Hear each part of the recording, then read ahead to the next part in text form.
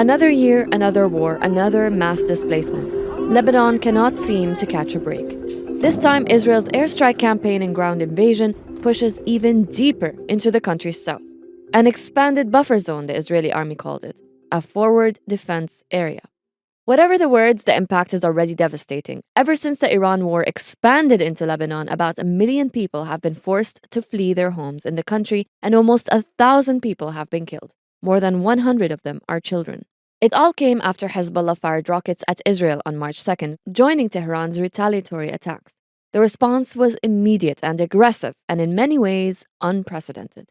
Israel's strikes have hit residential buildings and hotels and even areas in central Beirut.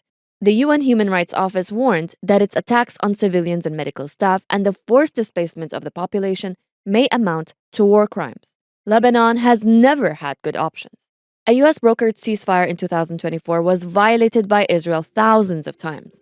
The Lebanese government's promise to disarm Hezbollah has not materialized, and the country's south could be on the verge of occupation. But has this been Israel's plan all along? This is Beyond the Headlines, and I'm your host, Nada Al-Tahir. In this episode, we look at Israel's ambitions in its latest war in Lebanon, and we ask, what will it take to stop an all-out invasion in the country?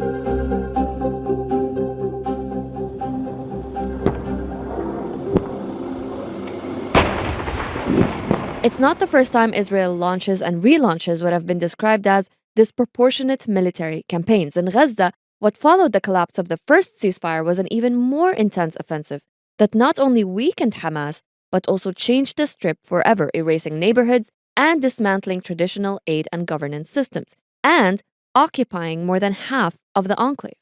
The question is Israel now rinsing and repeating the same playbook in Lebanon? I discussed this with Joseph Bahout, director of the Institute for Public Policy and International Affairs at the American University of Beirut. There are patterns between what's happening now and what we've seen happen in Gaza, whether it's the forced displacement, the dropping of leaflets, and even making claims of Hezbollah using ambulances for cover. And now there's a semi-permanent, it seems, occupation of Gaza beyond what is called a yellow line.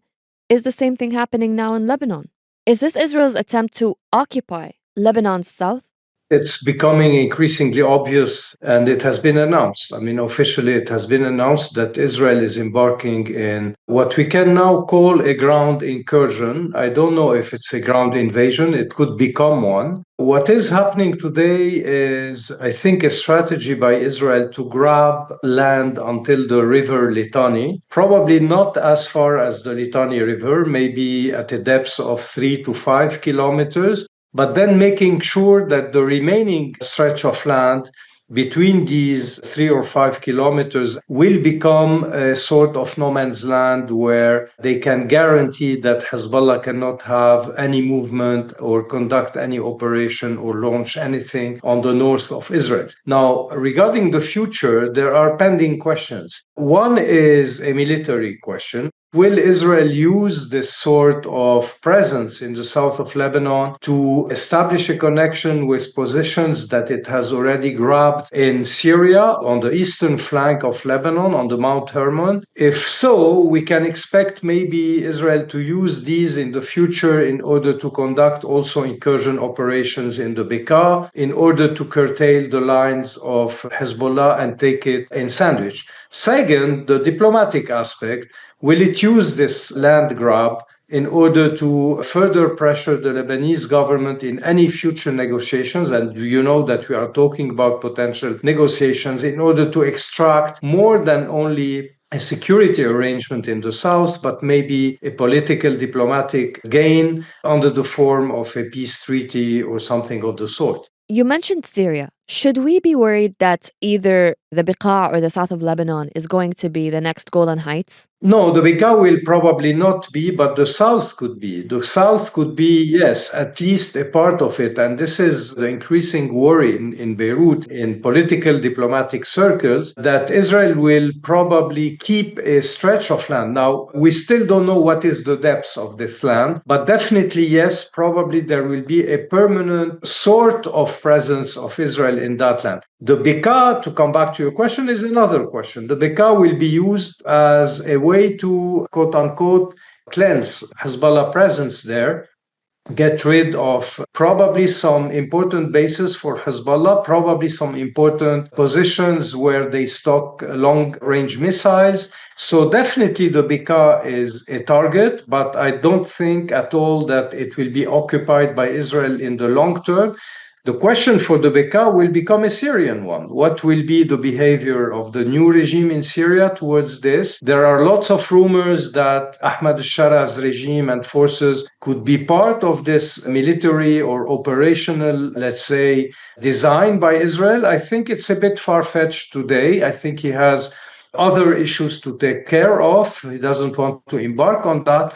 But the way things are evolving in the region leads us to say that you cannot exclude any scenario in the future. Israel was already striking Lebanon during the so-called ceasefire, and it wasted no time after Hezbollah's attack to launch the offensive that it's conducting now. Do you think it's just picking up where it left off before the ceasefire? Was it just waiting for an opportunity to do what it was always planning to do in Lebanon? This new round of Israeli offensive on Lebanon is something that everybody was expecting. The only way or the only scenario that would have prevented this would have been to see the Lebanese government agreeing with Hezbollah on a complete and quick disarmament. But very quickly, as of March, April of last year and this summer, we understood that this was not the case. So everybody in Lebanon was expecting this famous round two. We didn't know if it would happen in parallel with an Israeli action on Iran or not. Some of us analysts evoked that scenario.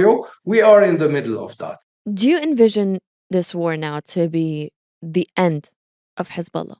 If the strikes that were conducted between September and November of 2024 that decimated very large parts of Hezbollah's military and maybe political command, culminating with the assassination of the Secretary General, then Said Hassan Nasrallah, if that was enough to decapitate Hezbollah and finish it off, we wouldn't have had this round two. No one was able to say with assurance if Hezbollah was reshaping, but we definitely knew that the war was coming.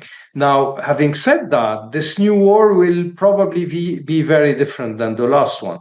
First of all, because I think that for Israelis, at least for a large part of the Israeli planners, this should be the last war with Hezbollah in Lebanon. And for Hezbollah, I think, at least because all this is happening in parallel with the war in Iran, I think their mindset is that this is maybe the last battle, and they have either to win it by not losing it, or they will suffer and probably live a definitive defeat. Remains to be defined what a definitive defeat means. Will the party only disappear in its military form? Will the political apparatus of Hezbollah also disappear? What will it mean for Lebanon internally? All these questions, I think, will be very quickly on the table. If this does turn out to be the last war with Hezbollah, then, does this mean that this is the limit for Israel's expansion in Lebanon? Would it be satisfied with, quote, ending the group as it sees fit, and then it would stop its incursions and attacks on Lebanon? I think that what Israel wants from Lebanon and in Lebanon is manifold. I mean, you have many levels.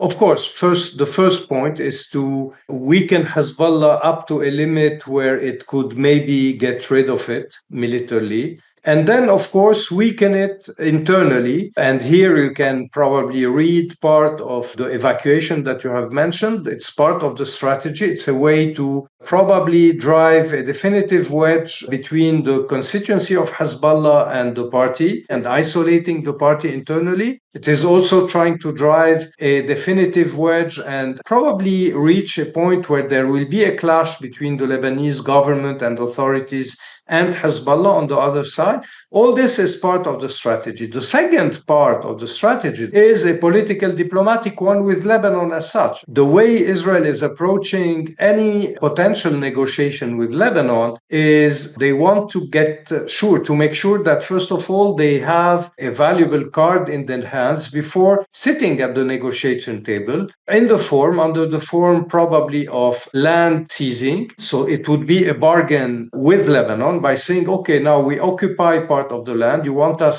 to free it, to withdraw from it, you have to submit something. And second, to considerably erode or defeat Hezbollah in the south in order also for them to come at the table with this business finished. So this point won't be anymore under negotiation. Lebanon for Israel is part of the strategic equation in the region. It's not isolated from what they want in Syria, what they want in Iraq, what they want probably tomorrow with the Gulf, and definitely what they want with Iran, meaning a definitive and long-lasting supremacy in terms of dictating the terms of the political equation in the region, but also a military supremacy, meaning making sure that Israel will not be threatened or challenged by any consequent force in its immediate environment. President Donald Trump doesn't seem too concerned with Israel's current war, and the US is basically supporting Israel's planned ground invasion and its position on Hezbollah. Is there any incentive, do you think, for the US to restrain Israel at all in Lebanon at this point? I don't think that the US will restrain Israel in Lebanon, except maybe for one or two points. Probably the US will be keen not to see Israel bombing and harming the Lebanese official institutions today, probably part of the vital infrastructure that is still needed by the Lebanese society so far. This could change. Now, for the last year and a half, the American position has been very much adopting the Israeli point of view, and both positions were very similar. It was saying, we are giving you time, you Lebanese government, a Lebanese government and Lebanese power structure that has been mainly produced by the results of the war last year. We are providing you time and space in order to disarm Hezbollah. We have accepted a lot of quote-unquote concessions towards you by accepting that Hezbollah and the Shia component is strongly represented within the government. This should help you progress on that. But if time is starting to run off and to run out, and this is the case today in their perception, we will have to be harsh with you. This is where maybe there is a nuance or a difference between Israel and the US. It's on the degree of harshness. Israel is maybe reaching the point where they are only concerned with securing the environment, making gains, and then dragging Lebanon to the table of negotiation and extracting whatever they can extract from them.